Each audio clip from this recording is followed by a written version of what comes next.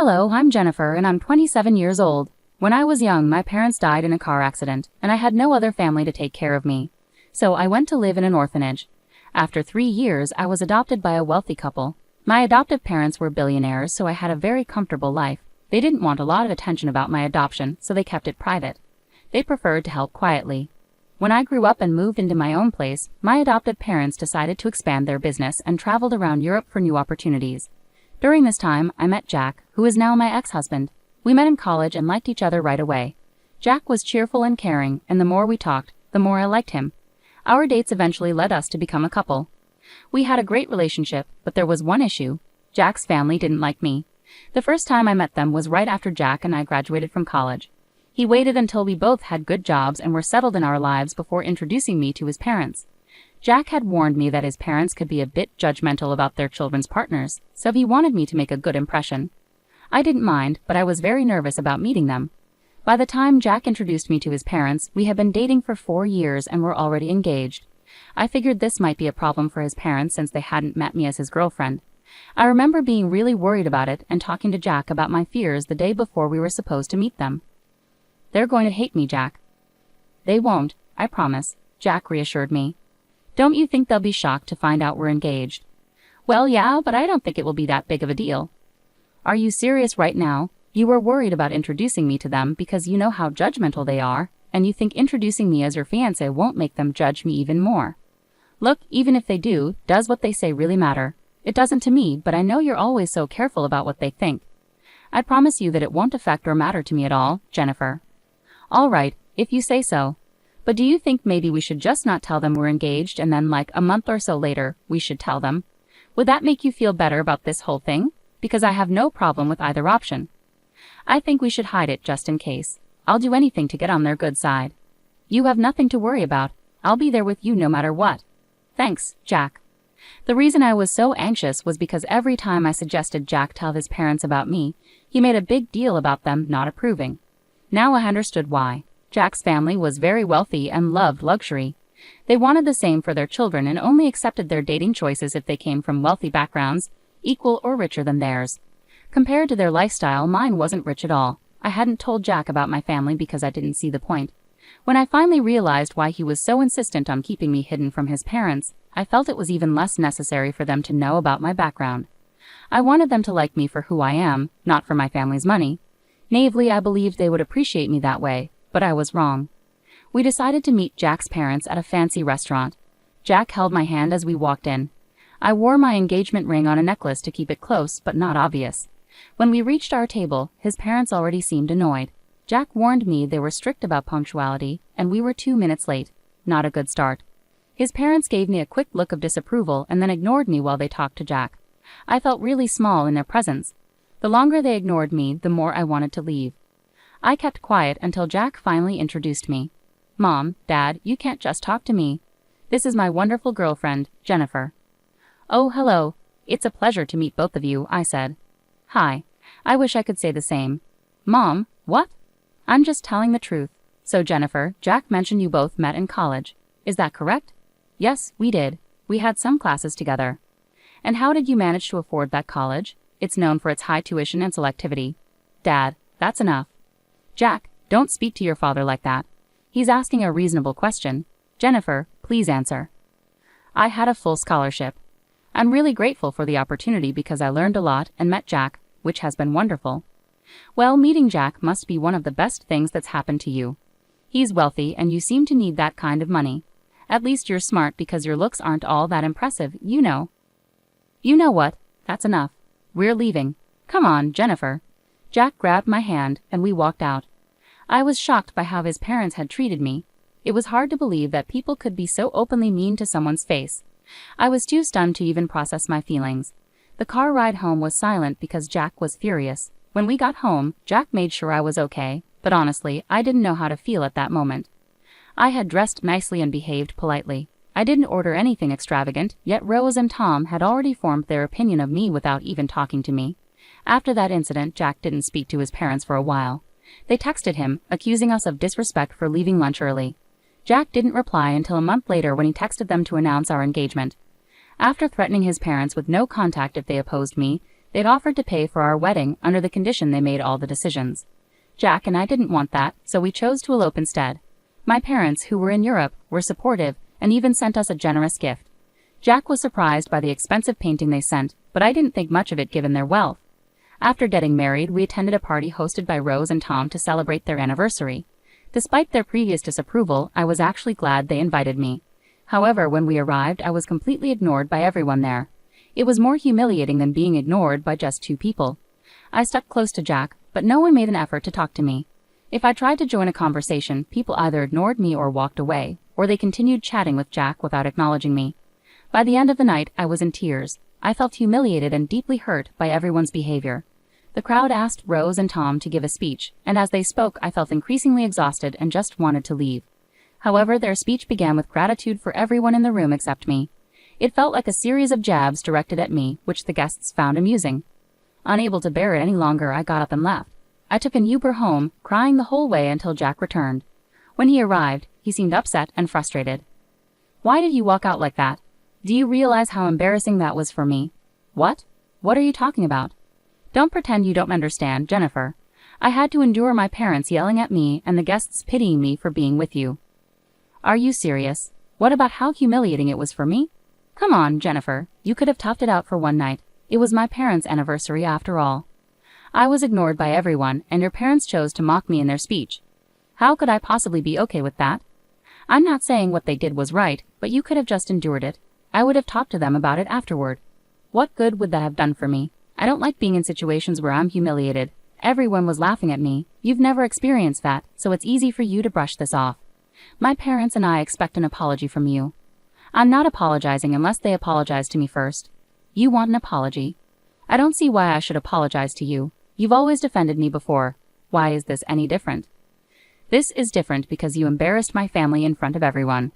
And your parents humiliated me, your wife, in front of all their guests. Maybe my parents were right about you. You're impossible." With that, Jack went to sleep in the guest bedroom. I couldn't understand why he suddenly changed his attitude. Was it really that hard for him after I walked out? He always defended me, especially when his parents criticized me. For me to leave should have shown how hurt I was, but Jack didn't seem to care about that. Jack continued to give me the silent treatment for the next week. Meanwhile, I received numerous texts from his parents accusing me of being ungrateful and embarrassing. I tried to talk to Jack, but he refused. Eventually, I reluctantly apologized to both him and his parents, even though it felt degrading. I did it because I loved Jack and didn't want this issue to ruin our relationship. However, things only got worse from there. Jack's parents retired and began hosting weekly family dinners. Jack always attended, and the first time he took me along, the atmosphere was tense the moment I entered.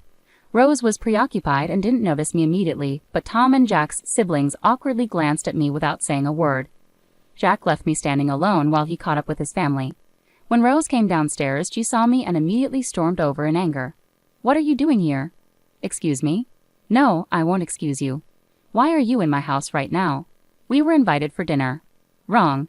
I invited Jack because this is a family dinner." "I'm Jack's wife, so I'm part of this family, right?" "Absolutely not. Someone like you, an orphan, has no place in this family." "What? You thought you could keep that detail from us? We do background checks on our children's spouses, and you don't measure up to our standards. I will never accept you here." "Why not? Surely there's more to being part of your family than just background checks. You're not attractive and you're not wealthy. You could never fit into our social circles. Why are you so focused on superficial things? Are you afraid I'll damage your reputation just by being myself? Doesn't my making Jack happy matter to you? If happiness made money, everyone would be rich. This is why you don't belong with us. Maybe I'll never be as superficial as the rest of you because I care about who people really are. You never gave me a chance before judging me. I'm glad I don't fit in with you." "Jennifer, that's enough. Here's some money. Bet yourself an Uber and leave." I stared at Jack in disbelief as he handed me the money. Tears welled up in my eyes as I walked out and cried in the Uber again. I couldn't understand why Jack had changed so suddenly.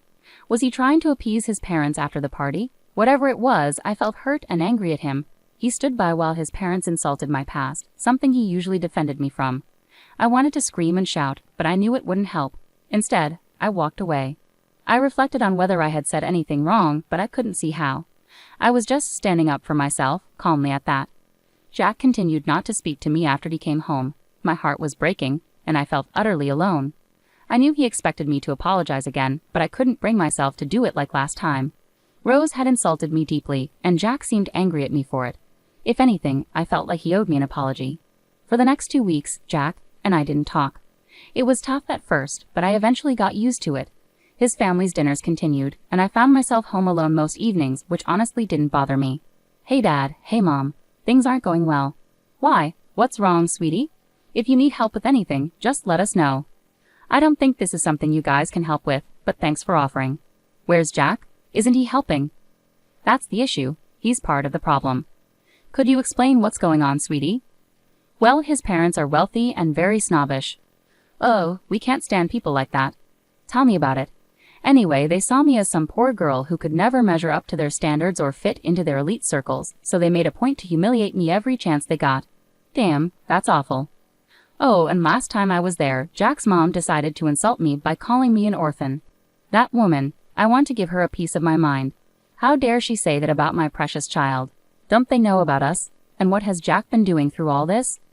I didn't tell them about you guys because I knew it would change their opinion of me, and I wanted them to like me for who I am, not for my background. And as for Jack, he's taking their side. He thinks I was out of line for standing up for myself. Honey, are you sure this is the man you want to be with? I love him a lot, but this isn't how I imagined things. We haven't spoken in 2 weeks, and surprisingly, I'm okay with that. All right, sweetie, I'll connect you with one of my friends there. Don't worry about us not being able to help. Actually, we might be able to help you get some sweet revenge. Huh? What do you mean? Your dad and I are coming there next week. We originally planned a vacation for you and Jack, but now it'll just be us. More time for us to do things together, I suppose. Really? Oh my God, I'm so excited to see both of you in person again. That lifted my spirits. Finally, I felt happy after so long. The three of us continued chatting. Dad discussed his plan to assist me. Eventually, he asked about the location of these dinners Jack's parents hosted. As far as I knew, they alternated between their home and restaurants.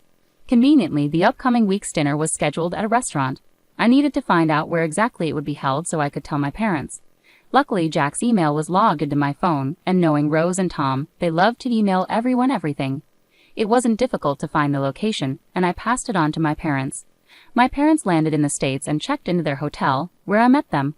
We had lunch together, and then they treated me to a spa day they paid for because they thought I deserved it. Meanwhile, my mom's lawyer friend helped me start the divorce process. Later, my parents walked into the restaurant where Jack and his family were dining. According to Dad, as they approached the table, Tom and Rose started whispering to each other, recognizing Dad. Mom later told me how their conversation unfolded. Hello. Oh my gosh, Mr. Burns, what brings you here?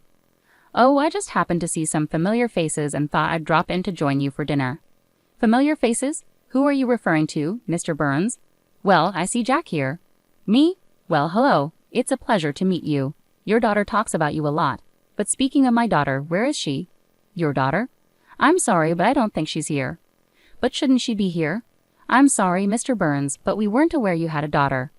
Of course I do, and she's married to Jack. What? I'm sorry, but I think you're mistaken. Yes, his wife's name is Jennifer, and she was an orphan. Yes, I do know that, and that's why we adopted her. Excuse me, you're her dad. Yes, and from what I see, she isn't here. She's been telling me there have been issues with her in-laws, and now I understand what the problem is. It's you. No, she was the one who kept this major thing from us. If we had known, we would have treated her differently. She didn't want you to treat her nicely because of her background. Anyway, she asked me to give this to Jack.